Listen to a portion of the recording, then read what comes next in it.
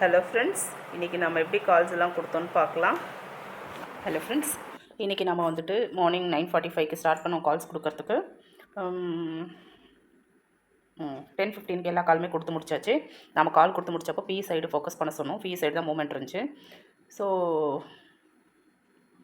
பார்த்தீங்கன்னா 400 வந்துட்டு நான் இன்றைக்கி என்ன பண்ணிட்டேன்னா, சேஃப் எக்ஸிட் கொடுக்கறதுக்கு பதில் எக்ஸிட் பாயிண்ட்டை கொடுத்துட்டேன். மோஸ்ட்லி நமக்கு சேஃப் எக்ஸிட்டு ஆல்ரெடி பார்க்குறவங்களுக்கு தெரியும். சேஃப் எக்ஸிட் பாயிண்ட் எக்ஸாக்டாக ஹிட் அடிக்கும்.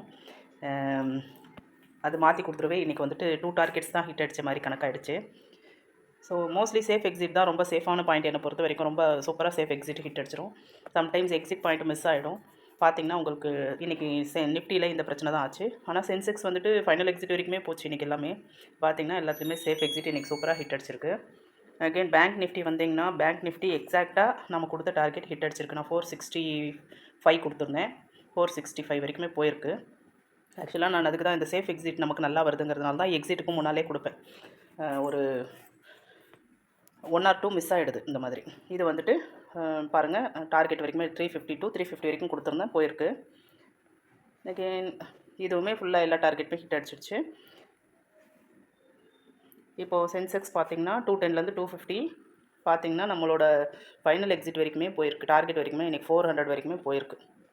இதுவும் வந்துட்டு எக்ஸிட் பாயிண்ட் வரைக்குமே போயிருக்கு. இங்கே பார்த்திங்கன்னா இதுவும் வந்துட்டு எக்ஸிட் பாயிண்ட் வரைக்குமே போயிருக்கு. உங்களுக்கு பார்த்தீங்கன்னா தெரியும். அதனால் அது வந்து நான் எக்ஸிட்டு, சேஃப் எக்ஸிட்டு 2-3 பாயிண்ட்ஸ் வச்சுருக்கோன்னா கொஞ்சம் நல்ல மூமெண்ட் இருக்கும்போது ட்ரைலிங் ஸ்டாப் லாஸ் பண்ணலாம். நம்மக்கிட்ட வந்துட்டு இண்டிகேட்டர் இருந்துச்சுன்னா சூப்பராக வந்து ட்ரைலிங் ஸ்டாப் லாஸ் பண்ணலாம். அதனால தான் வந்துட்டு ஃபைனல் எக்ஸிட் வரைக்குமே வந்து 700 வரைக்குமே இருக்கும். சென்செக்ஸ்க்கெல்லாம் நேற்றெல்லாம் பார்த்தீங்கன்னா 700 வரைக்கும் போச்சுன்னு போட்டிருப்பேன் வீடியோ. அதெல்லாம் வந்துட்டு கொஞ்சம் ஸ்மார்ட்டாக ட்ரைலிங் ஸ்டாப் லாஸ் பண்ணி கொஞ்சம் ஸ்பீடாக மூவ் பண்ண தெரிஞ்சவங்க அழகாக வந்து அந்த டார்கெட் வரைக்குமே ஹிட் அடிக்கலாம். இது வந்துட்டு மார்னிங் கொடுக்கும்போதே வந்துட்டு கால் எப்படி கொடுத்தோன்னா 260 to 310 I moves further and close about 335 380 வரைக்குமே போகும் அப்படின்னு சொல்லியிருந்தேன். இங்கே பார்த்தீங்கன்னா உங்களுக்கு பாருங்கள் 379 அதுக்கும் மேலேயே போயிருக்கு.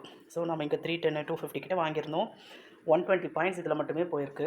இது பெரிய கவுண்டரில் நான் இந்த மாதிரி கொடுக்கல. லாஸ்ட் காலனவே கொஞ்சம் பொறுமையாக கொடுத்தேன். ஸோ இது மாதிரி தான் நம்ம இண்டிகேட்டர் ஒர்க் ஆகுது.